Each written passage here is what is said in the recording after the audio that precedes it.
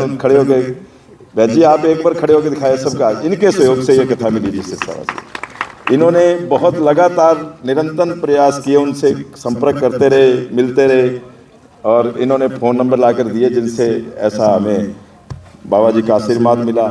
जब मैं भगवान राम की 22 तारीख की तैयारियों में जुटा हुआ था और कुछ मेरी माताएं, मेरी बहनें रोज़ बठिंडा जा रही थी, वहाँ कथा चल रही थी शिव पुराण, और वहाँ श्री प्रदीप मिश्रा जी आए हुए थे, तो वो सभी मुझे आकर कहती थी कि वहाँ प्रदीप मिश्रा जी आए हुए हैं और आप एक बार उनसे कांटेक्ट करो।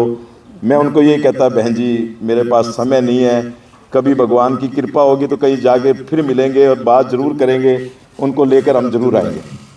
लेकिन अरे वो बहन जी को नहीं, क्या नाम था उनका, उमा जी नहीं आए ना, वो गए हुए थे कहीं गांधी कॉलोनी से बहन उमा जी, वो उनके पीछे ही लगी रही और उन्होंने जो कथा आयोजक थे उनसे बात करती रही कि आप मुझे नंबर दे दो, मैं आपकी बात कांडा जी से कराऊंगी। वो उनको 5 दिन तक, उन्होंने 4 दिन तक नंबर नहीं दिए, उनकी बात डेली चलती रही।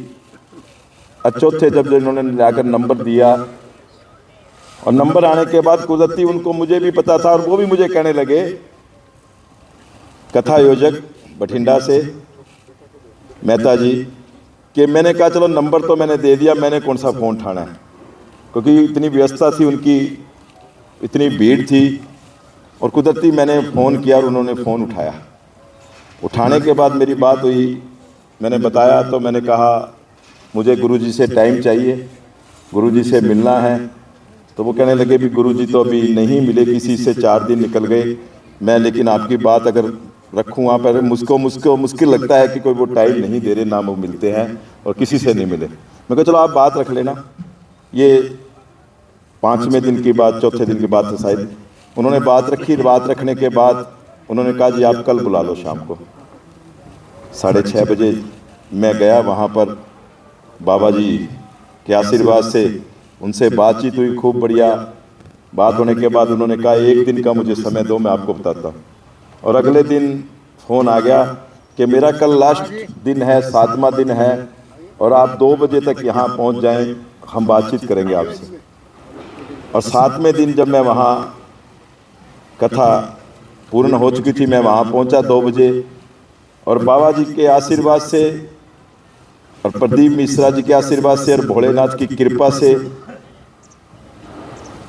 वो दिन उन्होंने कहा कि आप 25 तारीख से कथा करा लेंगे। मैं कहा जी 25 से तो नहीं करा सकता क्योंकि 22 तारीख तो मैं बहुत बिजी हूँ। कहते 25 जनवरी नहीं 25 फरवरी से। मैं कहा यार भोलेनाथ की कृपा हो गई है, तो मेरे शिवरात्रि का प्रोग्राम और उस पर कथा मिलती है, तो मैं कहा मैं अवश्य करा लूँगा। उन्होंने कहा आप इतनी तैयारियाँ कर लेंगे? मैं कहा तैयारियाँ सब हो जाएगी, बाबा जी की बड़ी कृपा है और मेरा परिवार सिरसा का मेरे साथ है।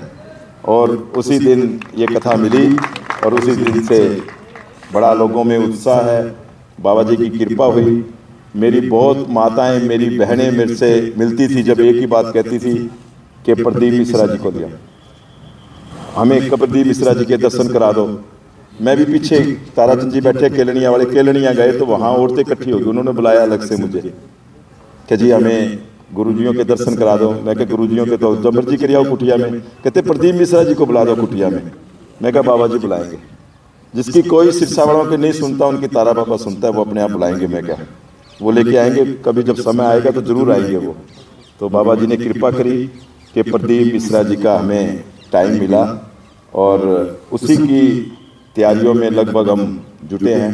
मैं आज साझा होना चाहता हूं कि बहन उमा जी भी आगे, जिनका बहन खड़े हो गए, बहन जी आप एक बार खड़े होकर दिखाए सबका, इनके सहयोग से ये कथा मिली जिससे सारा। इन्होंने बहुत लगातार निरंतर प्रयास किए, उनसे संपर्क करते रहे, मिलते रहे और इन्होंने फ़ोन नंबर लाकर दिए जिनसे ऐसा हमें बाबा जी का आशीर्वाद मिला।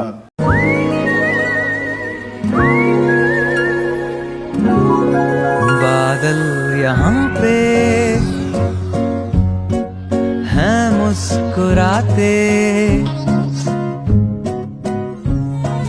उन संग चले चलाने वाले कल में हंसते खिलखिलाते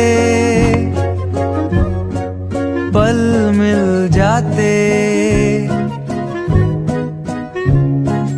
आ चल चले आने वाले। हर फ्यूचर की कहीं ना कहीं तो शुरुआत होती है। एक ऐसे ही फ्यूचर की शुरुआत हो रही है अब जियो बीपी के साथ, जहां आपको मिलेगा 4.3% तक ज्यादा माइलेज देने वाला डीजल और 10 गुना तक इंजन क्लीन रखने वाला पेट्रोल, साथ ही EV charging, 24/7 shop, Wild Bean Cafe और बहुत कुछ। जियो बीपी, यू डिजर्व